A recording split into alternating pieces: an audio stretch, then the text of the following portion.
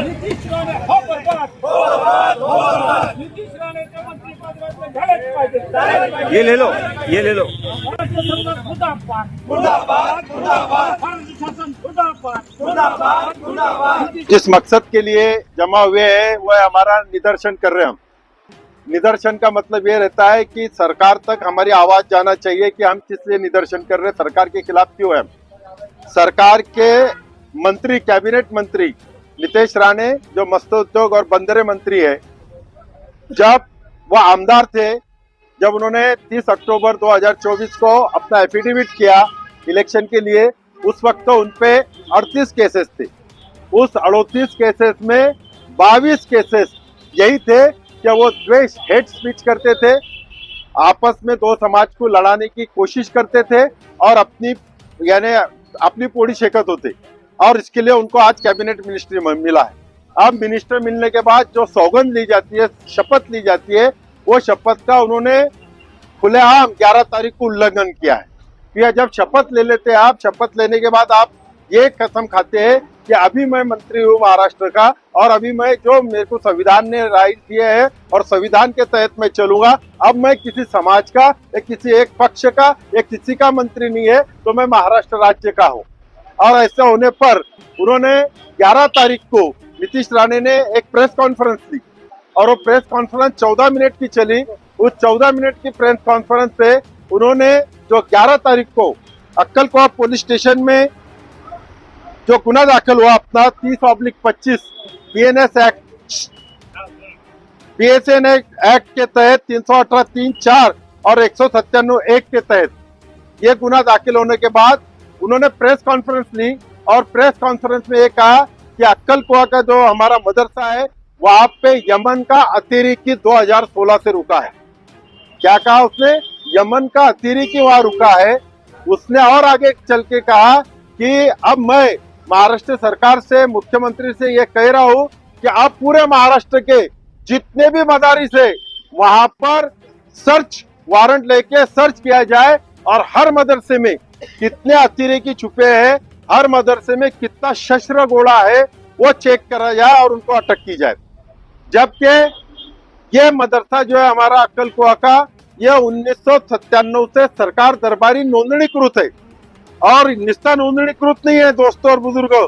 तो जो इसके बारे में उसने कहा वो 1979 में रजिस्टर होने के बाद आज वहां पे 2025 में उसकी तादाद जो एम्प्लॉइज की यानी कामगारों की वो 950 है। दूसरी जो स्टूडेंट वहां पढ़ रहे हैं वो 15,000 तक के बच्चे वहां पढ़ रहे हैं।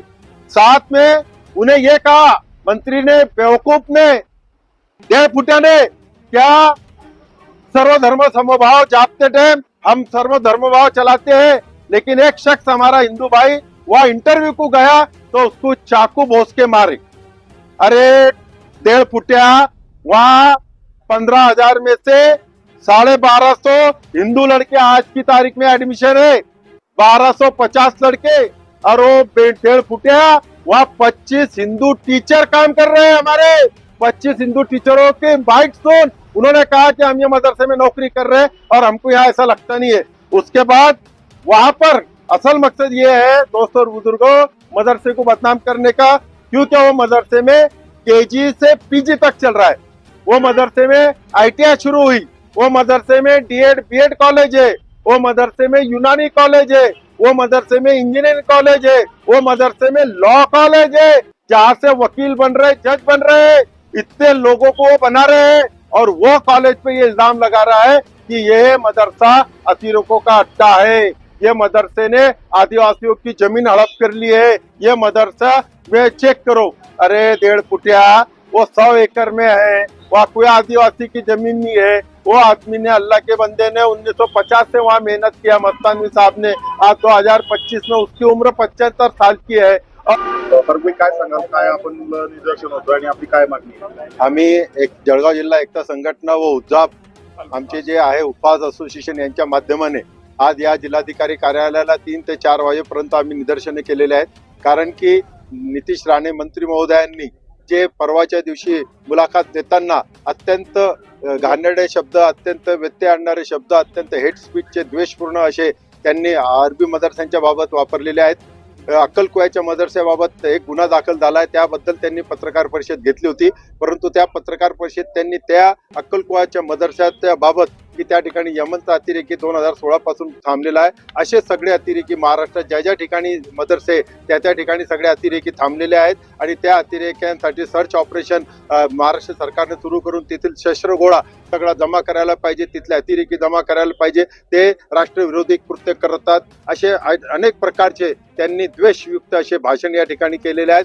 त्यामुळे आज आम्ही एकता संघटनेतर्फे त्यांचा या ठिकाणी निषेध केलेला आहे. एवढंच नव्हे तर आम्ही काल जिल्हा पेठ पोलीस स्टेशनला जाऊन वैयक्तिकरित्या मी पोलीस तक्रार त्यांच्या विरोधात दाखल केलेली आहे. परंतु नेहमीप्रमाणे पोलिसांनी अर्ज म्हणून त्याला ट्रीट केलेला आहे. म्हणून आम्ही निदर्शनाद्वारे आज शासनाला, पोलीस अधीक्षकाला व जिल्हाधिकाऱ्यांना हे सांगू इच्छितो की त्यांच्या विरोधात भारतीय न्याय संहिता कलम 196, 197, 198, 298, 302 प्रमाणे त्यांच्यावर कारवाई करण्यात यावी. कारण की त्यांनी दोन समाजात तेढ निर्माण करण्याचा प्रयत्न केला. आणि सगळ्यात महत्त्वाचं की त्यांनी आपल्या पत्रकार परिषदेत हे सांगितलं की अक्कलकुवाच्या त्या मदरस्यामध्ये एक हिंदू बांधव प्रोफेसर इंटरव्ह्यूला गेला असता त्याला चाकूने भोसकण्यात आलं. मी तुम्हाला सांगू इच्छितो की त्या मदरस्यामध्ये आजही 15,000 विद्यार्थ्यांपैकी 1250 विद्यार्थी हिंदू समाजाचे आहे आणि 25 शिक्षक हे हिंदू समाजाचे आहे. आपण त्यांचे पगार पत्रिकाही मी तुम्हाला देऊ शकतो. अशा प्रकारे त्यांनी हिंदू समाजाला भडकवण्याचा प्रयत्न केला की तिथे जर कोणी हिंदू समाज गेला तर त्याला ते चाकूने हल्ला करतात. वास्तविक पाहता त्याच्या वेगळी परिस्थिती आहे. अशा या मंत्री महोदयाने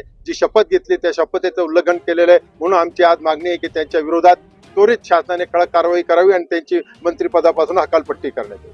नमस्कार, माझं नाव अजय पाटील असून गेल्या काही दिवसांपासून नितेश राणे धर्मामध्ये द्वेष पसरवण्याचं काम करतायत. ते एका मोठ्या पदावर ते निवडून आलेले तरी सुद्धा असं बोलतायत ते. आणि आपलं जे महाराष्ट्र आहे आता की हेट स्पीच मध्ये अव्वल नंबरवर, 1 नंबरवर आलेलं आहे आपल्या भारतामध्ये. ज्या महाराष्ट्राची ओळख पुरोगामी प्रगत महाराष्ट्र म्हणून आहे आणि जे श्रीमंत राज्य म्हणून भारतात ओळखलं जातं, त्या राज्यामध्ये आपल्याला दुर्दैवाने नितेश राणे हे महाराष्ट्राचा गोबरपट्टा करत आहेत आणि अतिशय वाईट. आणि दररोज त्यांचे असे स्टेटमेंट चालू आहे. आता मी स्वतः हिंदू आहेत, मी हे मुस्लिम बांधव आहेत, पण इथं संविधानाने आम्ही फक्त भारतीय नागरिक आहोत आणि हा अधिकार आम्हाला दिलेला आहे. इथे आमच्यामध्ये कोणताही द्वेष किंवा अशी भावना नाही आहेत. आम्ही प्रेमाने, जळगावला पण सगळेजण आम्ही एकतेने प्रेमाने राहतो, इथं आम्हाला काहीच नाही आहे.